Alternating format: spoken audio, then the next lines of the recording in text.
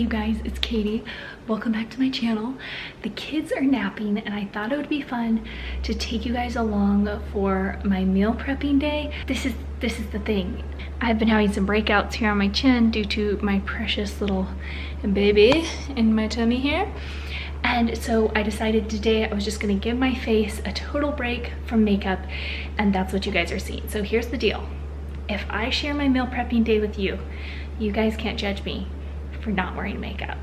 While I was meal prepping, I wrote down, while I was meal planning and writing out my grocery list for the week, I also wrote down a list of things I wanted to prep, and this just simplifies the process for me. So here on the left-hand side, you could see what the meals are. So jalapeno poppers and salad, chicken pot pie and salad, shakshuka, mini pizzas, this is naan bread too, chili and cornbread, and fish or roasted potatoes, and caprese salad. And what's not on here is steak, because my husband is going to be making that dinner. So it's steak with blue cheese, grilled peaches, and balsamic vinaigrette. So here on the right hand side are the things that need to be prepped specifically for this meal. And I'm gonna try to prep certain things all at once. Like for instance, I'm gonna make the chicken pot pie and the pie crusts and the naan bread. I'm gonna try to just, while I have my baking stuff out, bake all that at once. Anyways, I'm excited to take you guys along. It's been a while since I've done a meal prepping day. This will be the first meal prepping day I've done here in our new house.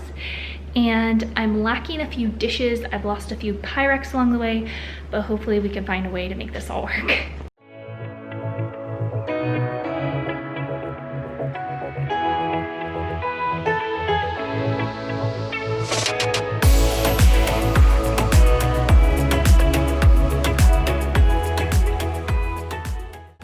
So I like to start out meal prepping by getting something on the stove right away, or if I can, multiple things on the stove.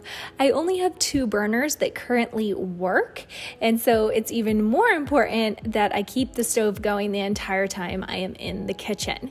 But just to give you guys a heads up of how this video is going to flow, the first half is going to be me taking you along on this one meal prep day. And then the second half of the video is going to be me taking you throughout the whole week and showing you how I turn these prepped foods into whole meals. So you guys can kind of see the whole picture, because I feel like sometimes when you just see a meal prep video, you see all these pieces of meals, but you don't get to see the final product. And down below in the description box, I will list all of the recipes that I am using. So what I'm starting out doing right now is just chopping everything that I need to chop, all the vegetables, and I'm starting out by making a big batch of fresh salad. So, well, it's actually not that big, but it was big for us. So I just mixed some Costco organic greens in with half of a head of lettuce, and I'm chopping up some basil to put in there as well, just to give it that fun, fresh flavor. And this is going to be ready anytime we want to eat a salad or add a salad to our meal. I do not enjoy making salads, I think because so many different ingredients go into a salad, and yet it seems like such a side or an afterthought. Right now I'm peeling beets for the salad and then peeling carrots as well. And part of what makes meal prepping awesome is that you could do multiple things at once, or multiple meals at once. So I am peeling the carrots not only for the salad, but also for the chicken pot pie. If I have one ingredient that is going to be used multiple times, I like to prep it all at once.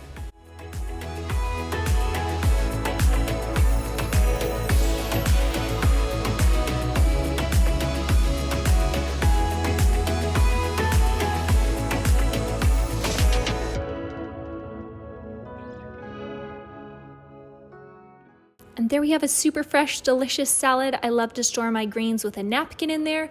It keeps them fresh a lot longer. And I'm also putting a napkin in with the remainder of the organic spring mix. I will probably end up freezing some of that and using it in smoothies. And then I also chopped up a handful of lettuce for if I wanted to do a different kind of salad that didn't specifically have beets or carrots in it.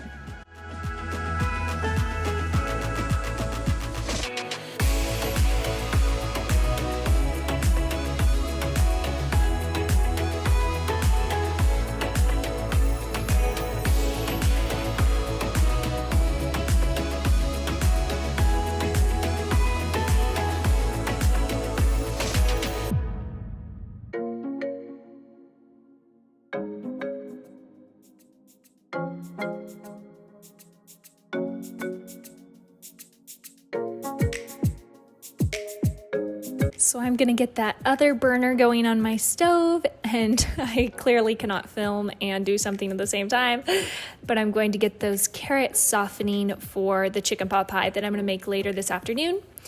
And I'm going to chop onions for 3 different meals, for chili, for the pot pie, and for a coconut curry.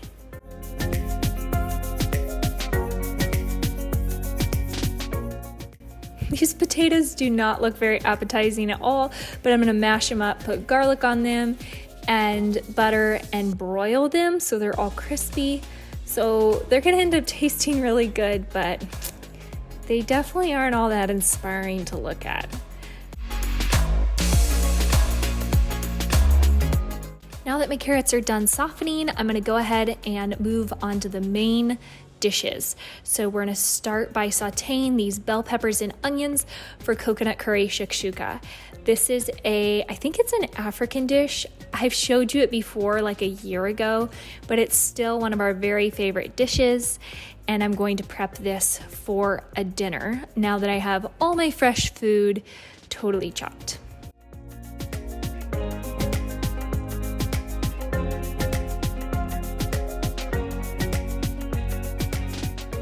A lot of these ingredients are the same for the shakshuka and for a chili that is going to be a slow cooker chili, but I'm going to make it even easier by turning it into a freezer meal on top of being a slow cooker meal. So basically, I'm going to freeze all the ingredients in this Ziploc bag, and then I am just going to thaw it out the night before and dump it in either my Instant Pot or in my crock pot.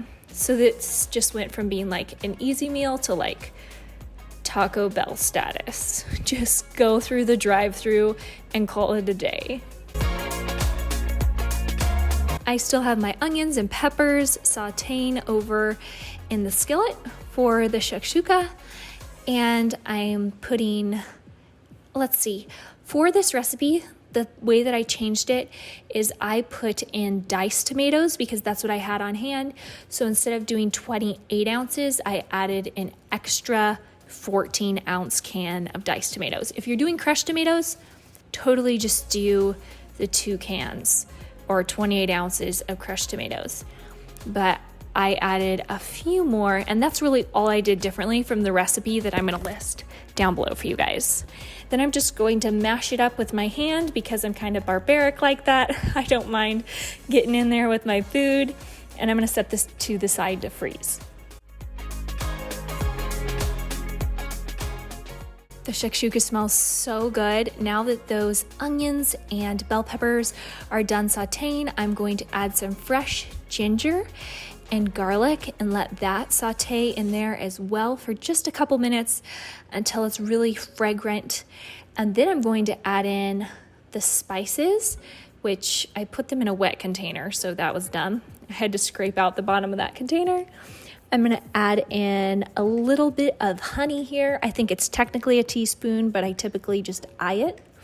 And then we are going to stir this around for just a couple more seconds until it gets super, super good smelling. I know that was bad grammar. We're gonna put in a couple cans of diced tomatoes at this point. This is seriously like the easiest meal, but it takes a while because it has to simmer on the stove and the peppers and onions have to saute, so I do love to make this ahead of time. This is also a great meal to just make in the afternoon if you have guests coming over, and then throw it on the stove to heat up. I'm going to wait until this cools off. Oh, I needed to show you guys. I forgot to put the onions in the chili. Don't forget to put the onions in the chili. Okay, that is totally not appetizing looking.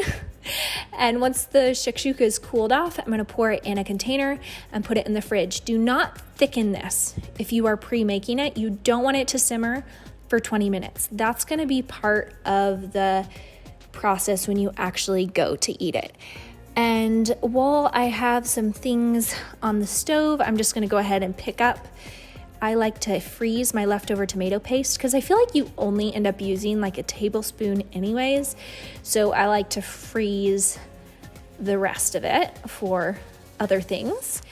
I'm gonna put my jalapenos in the fridge now because those are dry. You don't want any moisture on your food when you put it in Ziploc bags. And then over here, I am sauteing some onions, and I'm going to add a couple handfuls of flour, and right now we're diving into the chicken pot pie. So this is how that's gonna look at this point. And now you're going to add chicken broth. So what I end up doing for my broth is I just add water, and then I add this Better Than Bouillon chicken concentrate paste or whatever, and that's what my chicken broth is, I guess. That's what constitutes my chicken broth. And then I forgot to thaw out the chicken until today, so only parts of the chicken are thawed. So I'm just gonna cut off the softest parts of the chicken and cook those right now. And I'm just putting the rest to the side to make for another meal. I actually ended up putting it back in the freezer because it was still so cold and frozen.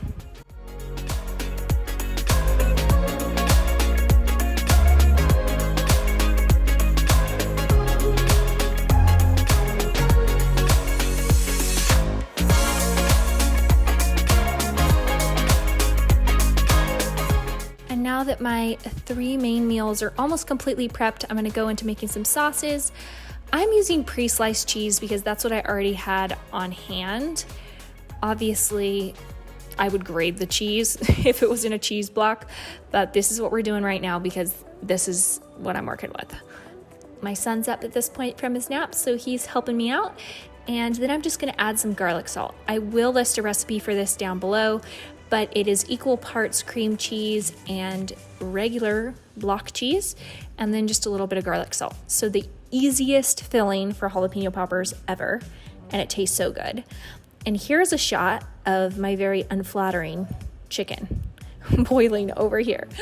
Now I'm gonna add 2/3 cup of milk, my steamed carrots that I steamed earlier today, the chicken that I steamed earlier. Chicken pot pie is so incredibly time intensive, in my personal opinion. At least it is mentally. So I just like to cook this ahead of time. The chicken pot pie filling, you are going to want to cook all the way. Make sure it's super thick and exactly how you want it before you end up storing it. And ultimately, you guys, I'm using so many Ziploc bags, which is really wasteful in this video. I do love my Pyrex, but I lost so much of it in the move. Here's a lonely Pyrex container still standing. So today we're just going with Ziploc bags, but hopefully in future, I will be able to store things in Pyrex. And this is a super easy snack. It's just gonna be peanut butter, honey, PB Fit protein, or honestly any kind of protein powder, and Lily's baking chips. I love those because they're sweetened with stevia. And these are gonna be homemade perfect bars. Have you guys had peanut butter perfect bars? They're so, so good. And I love these that I just make at home just as much. And they are so much cheaper to make. So you're gonna do equal parts peanut butter and PB Fit protein for this. You could use whey protein or egg white protein, or again, any protein that you want.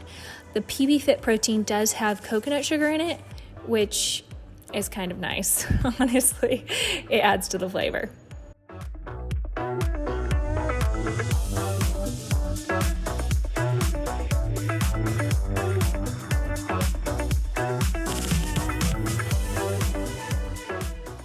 The recipe calls to split the sweetener half and half with honey and maple syrup, but this is the first time I've done that. I usually just use honey because that's what I have on hand, and I suggest just doing honey.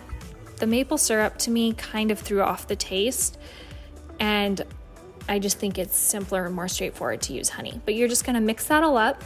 Easiest thing ever. Leon and I obviously both like to lick our fingers a lot. We are not the most sanitary cooks, so you're gonna have to forgive us. And then you just add a handful of chocolate chips, like however many you want.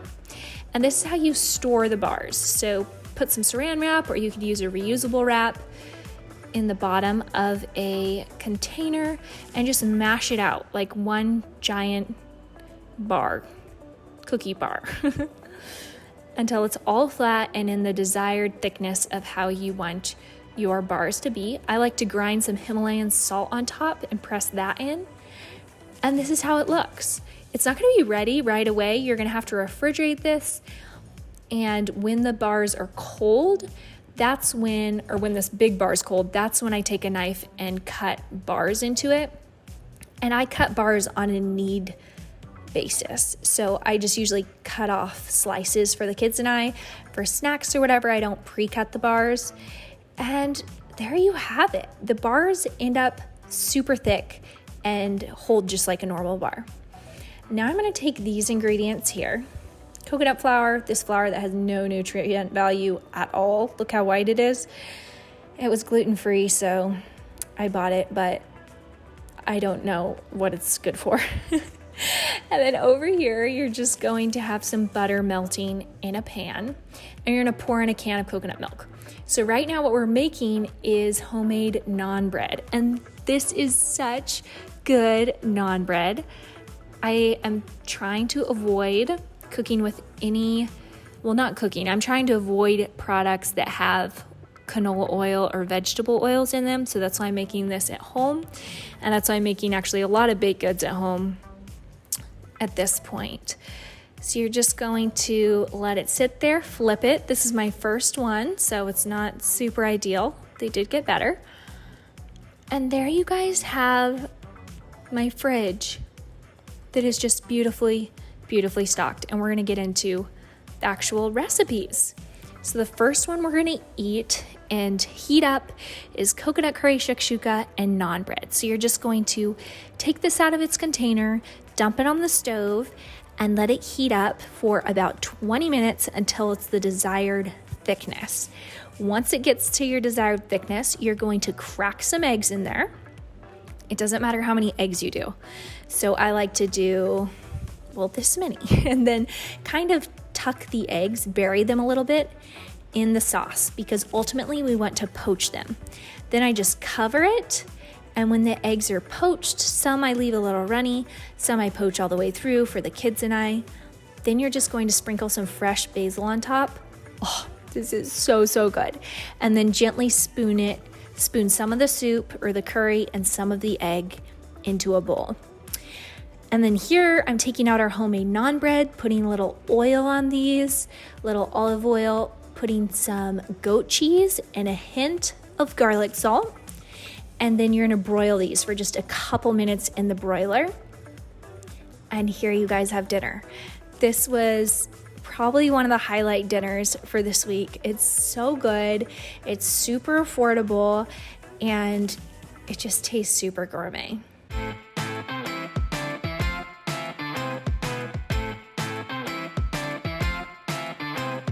For jalapeno poppers, you're just going to need all the stuff we prepped before. I love not having to go through all the steps, because that makes this a really easy lunch to make today instead of a very time-consuming appetizer.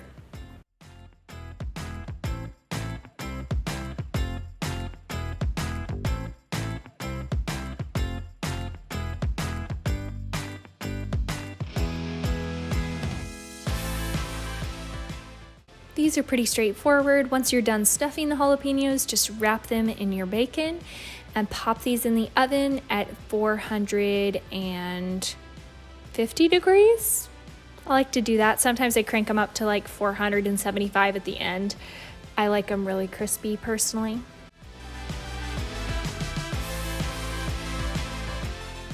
And then here's an example of a salad variation that I'm doing this week. So you have our salad that's already made. I'm just gonna sprinkle some cashews, this dressing that is made with avocado oil, and the poppers and raspberries. And there you have a gourmet and totally delicious lunch.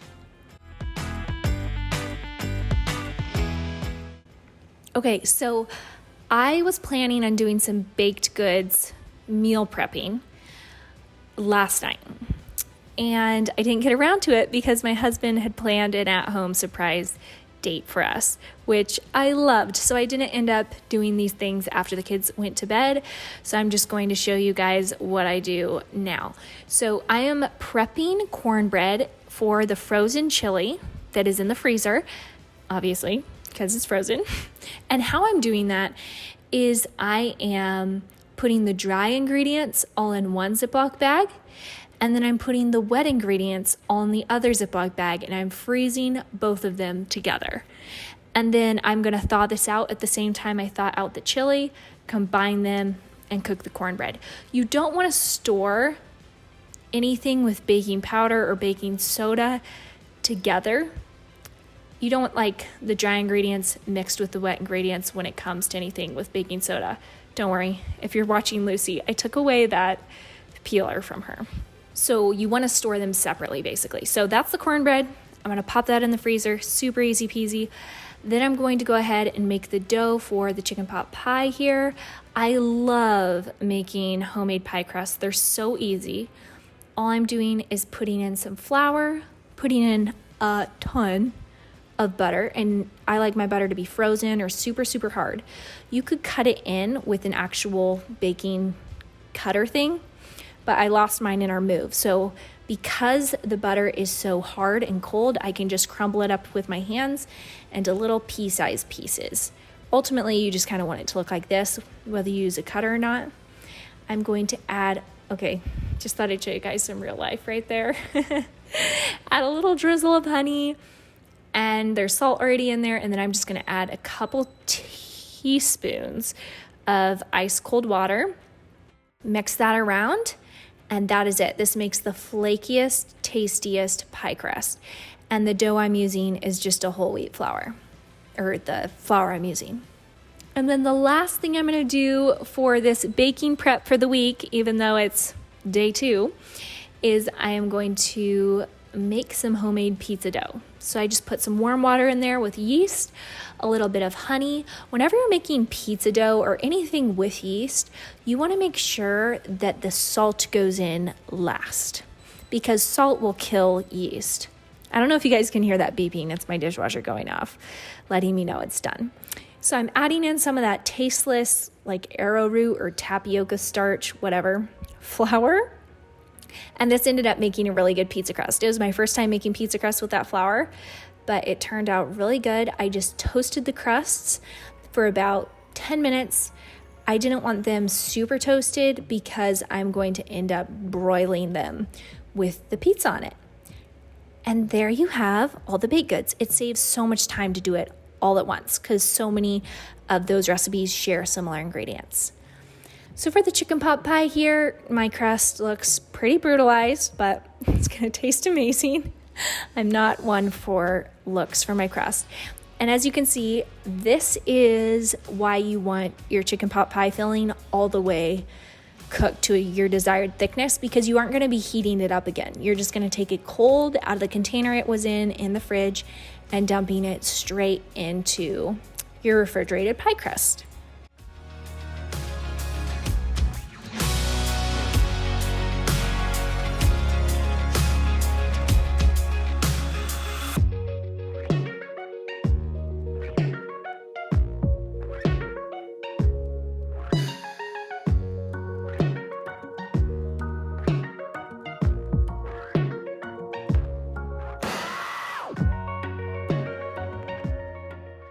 The edges always get a little bit crispy, but here is dinner for tonight. So, so good. You guys have to try that pie crust. And this is the dressing that I'm using in order to avoid those nasty dressing oils.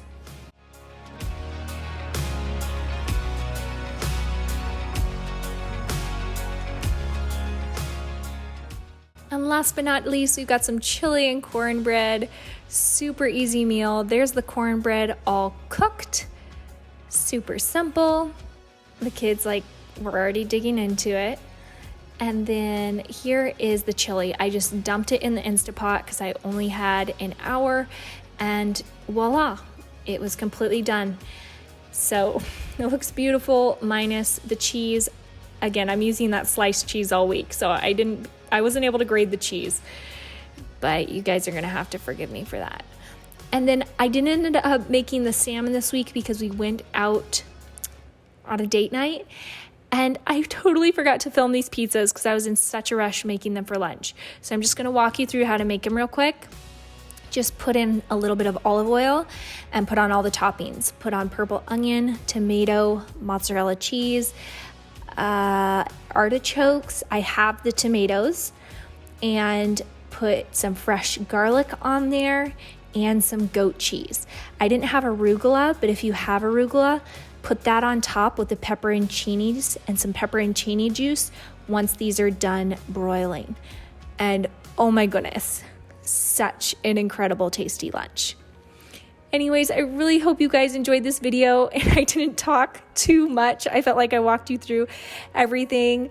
If you are new to my channel and you've made it this far, subscribe. I'd love to have you stick around. And if you enjoyed this video, give it a thumbs up. Bye.